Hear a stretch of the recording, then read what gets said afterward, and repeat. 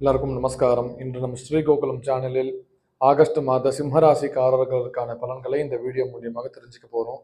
இந்த சிம்ம ராசிக்காரர்களுக்கு ஆகஸ்ட் மாதம் அப்படிங்கிறது ஒரு நிறைய நன்மைகளை செய்யக்கூடிய மாதமாக பார்க்கப்படுறது.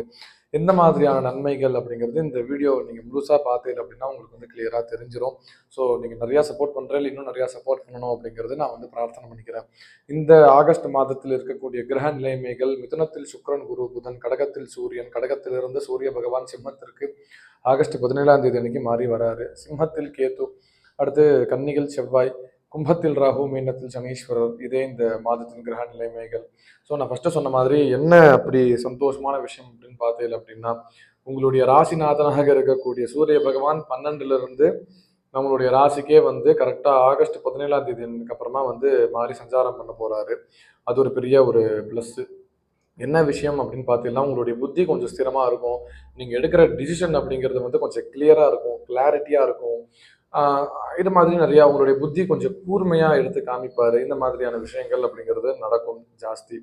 ஸோ இதுல என்ன ஒரு சின்ன பிரச்சனை அப்படின்னா, கேத்து கூட சேர்றாரு அப்படின்றதுனால ஒரு பெரிய அளவுல ஆஹ் நம்ம நினைச்சது வந்து நம்ம அந்த டார்கெட்டை அச்சீவ் பண்ண முடியல அப்படின்னாலும் மேக்ஸிமம் அது பக்கத்தில் நம்ம போயிடலாம். அது போயிட்டாலே வந்து நம்ம அச்சீவ் பண்ண கணக்கு வந்துடும். ஸோ அந்த மாதிரி ஒரு நிறைய நம்ம யோசிச்சதை நம்ம நடத்தி வைக்கக்கூடிய மாதமாக இந்த மாதம் பார்க்கப்படுறது. அடுத்தது வந்து 2ஆம் வீட்டில் செவ்வாய் 4ஆம் அதிபதியாகவும் 9ஆம் அதிபதியாகவும் இருக்கக்கூடியவர். அதாவது சிம்மத்துக்கு மட்டும்தான் மாத்ருகாரகன், பித்ருகாரகன் இரண்டுமே வந்து ஒரே அதிபதி. அதுதான் செவ்வாய். ஸோ அவர் வந்து கரெக்டாக 2ஆம் வீட்டில் இருக்காருன்றதுனால அம்மா இல்லை அப்பா இல்லை இவங்க வழியில் வரக்கூடிய சொத்துகள் இந்த மாதம் உங்களுக்கு வந்து சேரும். ஸோ சொத்துக்கள் சேரக்கூடிய மாதமாகவும் இந்த மாதம் இருக்கு. அவங்க மூலியமா பண வரவு அப்படிங்கிறது உங்களுக்கு அதீதமான முறையில் இந்த மாதம் உண்டு. ஸோ வந்து சேரும். அதே மாதிரி அம்மாவுக்கோ அப்பாவுக்கோ உடம்பு சரியில்லாமல் ஏதாவது கொஞ்சம் உபத்திரவங்கள் அவங்க இருக்காங்க அப்படின்னா இந்த மாதம் அந்த உடல் உபாதைகள் அப்படிங்கிறது சரியாகும். ரொம்ப வயசானவா, ரொம்ப ஏஜ் ஃபேக்டர், ரொம்ப வியாதி, டாக்டர் வந்து நாள் குறிச்சிட்டா அவ்வளோதான் போயிட போறாங்க அப்படின்ற மாதிரி இருக்கிறவங்களுக்கும் இந்த ஆகஸ்ட் மாதம் மோட்சம் கிடைக்கும்.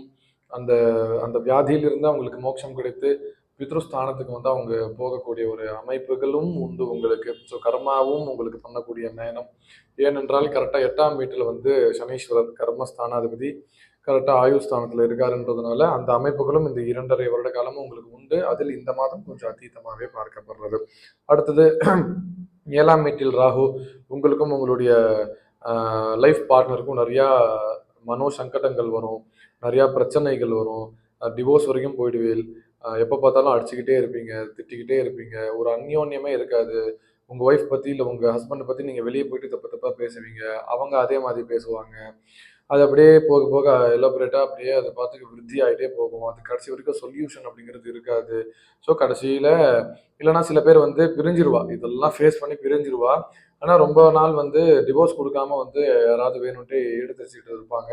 அவங்களுக்கு இந்த மாதம் டிவோர்ஸ் அப்படிங்கிறது கிடைக்கும். அவங்களே வந்து இந்தா அப்படின்னு கொடுத்துருவாங்க.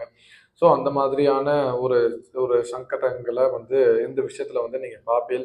காரணம் 7ஆம் அதிபதி 8ஆம் வீட்டில் இருக்காரு. 2.5 வருட காலம் அப்படி இருக்கும். பட் ஆனால் கரெக்டாக சனீஸ்வரர் வந்து செவ்வாய் பார்க்குறாருன்றதுனால கோவங்கள் ஜாஸ்தி வரும். இந்த மாதிரியான அமைப்புகள் கொஞ்சம் நிறையா இருக்குது. இன்னும் உங்களுடைய சுய ஜாதகத்தை நம்ம டீட்டெயில்டாக அனலைஸ் பண்ணிட்டோம் அப்படின்னா நமக்கு வந்து கிளியராக தெரிஞ்சிடும். அதனால் உங்களுக்கு அப்படி ஏதாவது சந்தேகங்கள் இருந்தாலும் இங்கே இருக்கிற நம்பருக்கு நீங்கள் ஃபோன் பண்ணி எங்ககிட்ட வந்து நீங்கள் அப்பாயின்மெண்ட் வாங்கி நீங்கள் வந்து தாராளமாக வந்து ஜாதகத்தை வந்து பார்த்துக்கலாம். நாங்கள் டீட்டெயிலாக வந்து சொல்லிவிடுவோம். உங்களுக்கு வந்து வீடியோ காலில் சொல்லணும் அப்படின்னாலும் டேரெக்டாக உங்களுக்கு வீடியோ காலில் சொல்கிற அந்த இதுவும் உண்டு. இல்லை ஃபோனில் சொன்னாலே போதும் அப்படின்னாலும் ஃபோனில் சொல்லுவோம். உங்களுக்கு எல்லாம் சொல்லி முடிச்சக்கப்புறமா டீட்டெயில்டாக எங்களுடைய லெட்டர் பேடில் எழுதி ஒரு ப்ரூஃபாக உங்களுக்கு அனுப்பிடுவோம். ஸோ நீங்கள் என்ன பரிகாரங்கள் பண்ணால் இது சரியாகும், என்ன பிராயச்சித்தங்கள் செய்ய வேண்டும் அப்படிங்கிறதும் உங்களுக்கு நாங்கள் டீட்டெயில்டாக சொல்லிவிடுவோன்றதுனால நிறைய பேருக்கு நாங்கள் இதை சொல்லி நிறைய பேருக்கு அது சக்ஸஸ் ஆகிருக்கு. ஸோ நீங்களும் இதில் இருக்கிற பிரச்சனையிலேருந்து வெளியே வரணும், நிறைய சந்தோஷத்தை அனுபவிக்கணுன்றதுனால நான் வந்து அது பிரார்த்தனை பண்ணிக்கிறேன். இதில் ஏதாவது சந்தேகங்கள் இருந்தாலும் நீங்கள் வந்து ஃபோன் பண்ணி கேளுங்க. ஸோ இது எல்லாமே அனுபவிக்கக்கூடிய ஒரு மாதம். அடுத்தது வந்து கரெக்டாக நமக்கு 11ஆம் வீட்டில் சுக்கிரன், குரு, புதன் இவ எல்லாமே இருக்காங்கன்றதுனால பண வரவு அப்படிங்கிறது கொஞ்சம் நல்லாவே இருக்கும். 2ஆம் வீட்டில் வந்து செவ்வாய் அவரும் ஒன்று. அடுத்தது கரெக்டாக 11ஆம் வீட்டில் 11ஆம் அதிபதியாக இருக்கக்கூடிய புதன். ஸோ இது எல்லாமே ரொம்ப ஸ்ட்ராங்காக இருக்குன்றதுனால பண வரவு அப்படிங்கிறது கொஞ்சம் நல்லாவே இருக்கும். எந்த ஒரு பிரச்சனையும் பெரிய அளவில் இருக்காது. நீங்கள் இந்த மாதம் ஒரு 2 லட்ச ரூபாய் உங்களுக்கு வேணும் அப்படின்னு நினைச்சேன் அப்படின்னா கடவுள் உங்களை தேடி 4 லட்சமா கொடுப்பாரு. ஸோ நம்ம நினைச்சதை விட டபுள் மடங்கு நமக்கு எக்ஸ்ட்ராவா கடவுள் வந்து கொடுப்பாரு. அந்த மாதிரியான ஒரு அமைப்புகள் இருக்கக்கூடிய மாதமாக இந்த மாதம் வந்து நமக்கு பார்க்கப்படுறது.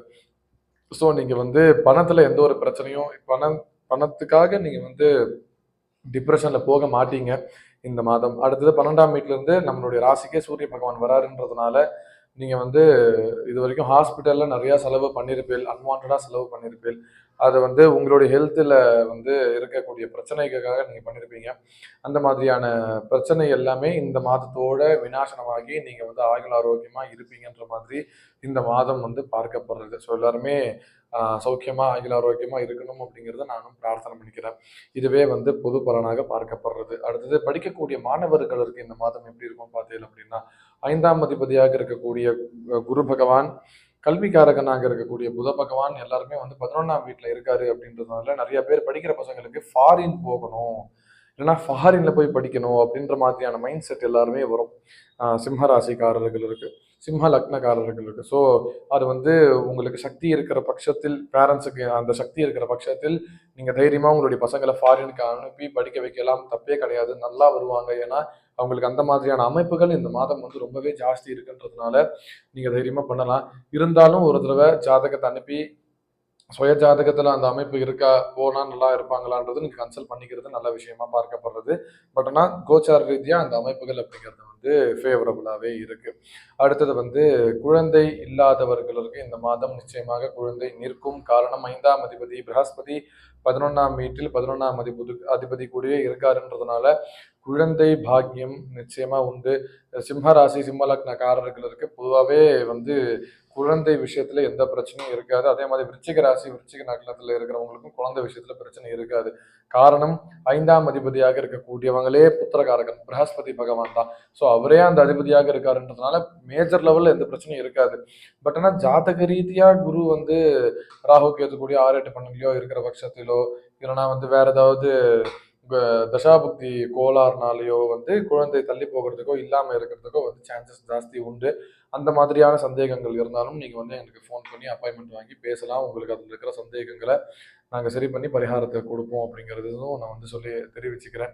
ஸோ இந்த மாதம் நிச்சயமாக உங்களுக்கு குழந்தை நிற்கும். குழந்தை பற்றின நிறையா சந்தோஷமான விஷயங்களை கேட்கக்கூடிய மாதமாக இந்த மாதம் வந்து பார்க்கப்படுறது. இதுவே வந்து குழந்தை சம்பந்தப்பட்ட விஷயம். அடுத்தது வேலை சம்பந்தப்பட்ட விஷயம். இந்த சிம்மராசிக்காரர்களுக்கு எந்த அளவுக்கு சாதகமாக உள்ளது என்றால் 10ஆம் அதிபதியாக இருக்கக்கூடிய சுக்கிரன் 11ஆம் வீட்டில் 11ஆம் அதிபதி கூடவே இருக்காருன்றதுனால வேலையில ஒரு நல்ல ப்ரமோஷன் அப்படிங்கிறது வரும். வேலையில இருக்கிற ஸ்ட்ரெஸ்ஸுங்கிறது கொஞ்சம் கம்மியாகும். அதுவும் மெயினாக பர்டிகுலரா வந்து ஆகஸ்ட் 17ஆம் தேதிக்கு அப்புறமா வந்து அது உங்களுக்கு ஒரு ஃபேவரபிளான ஒரு மாசமா இருக்கும். இந்த ஒரு கடைசி 15 நாள் வந்து உங்களுக்கு வேலையில் ஒரு நல்ல ப்ரமோஷன் அப்படிங்கிறது உங்களுக்கு இருக்கும். வேலையில இருக்கக்கூடிய சின்ன சின்ன பிரச்சனைகள் நிவர்த்தியாகி உங்களுக்கு அந்த ஒரு பாசிட்டிவான வைப்பை வந்து வேலையிலேருந்து நமக்கு கடவுள் கொடுப்பாருன்ற மாதிரியான ஒரு சங்கல்பம் இந்த மாதம் உங்களுக்கு இருக்கு. ஸோ இந்த மாதத்தில் இதுவே வந்து பொது பலனாக சிம்மராசி சிம்ம லக்னக்காரர்களுக்கு பார்க்கப்படுறது. மேற்கொண்டு இந்த மாதத்துல நமக்கு இருக்கக்கூடிய உபத்திரவங்கள் இருந்து நம்ம விடுவிக்கிறதுக்கு எந்த சுவாமியை பிரார்த்தனைகள் பண்ணால் நமக்கு வந்து சரியாகும் அப்படின்னு பார்த்தீங்க அப்படின்னா ஸ்ரீரங்கத்துல இருக்கக்கூடிய ரங்கநாதரை நம்ம வந்து பூஜைகள் ஆராதனைகள் தரிசனங்கள் செய்தால் நம்ம வந்து சௌக்கியமா இருப்போம். காரணம் இவ்வளோ கடைசி ஒரு மாத காலம் வந்து நம்மளுடைய ராசிநாதனாக இருக்கக்கூடிய சூரிய பகவான் 12ஆம் வீட்டில் சஞ்சாரம். 12ங்கிறது சயன போகம் ஸ்தானம். ஸோ அந்த இடத்துல இருந்து கரெக்டாக நம்மளுடைய ராசிக்கு வராருன்றதுனால சயன கோலத்தில் இருக்கக்கூடிய பெருமாளை நம்ம எவ்வளோக்கு எவ்வளோ பூஜைகள் ஆராதனைகள் ஜபங்கள் செய்கிறோமோ அவ்வளோக்கு அவ்வளோ இந்த மாதம் அப்படிங்கிறது வந்து நமக்கு வந்து ஃபேவரபுளாக போகும். ஆனால் நீங்கள் எல்லாருமே அந்யோன்யமாக சந்தோஷமாக சௌக்கியமாக இருக்கணும்னு நான் பிரார்த்தனை பண்ணிக்கிறேன். நன்றி, நமஸ்காரம்.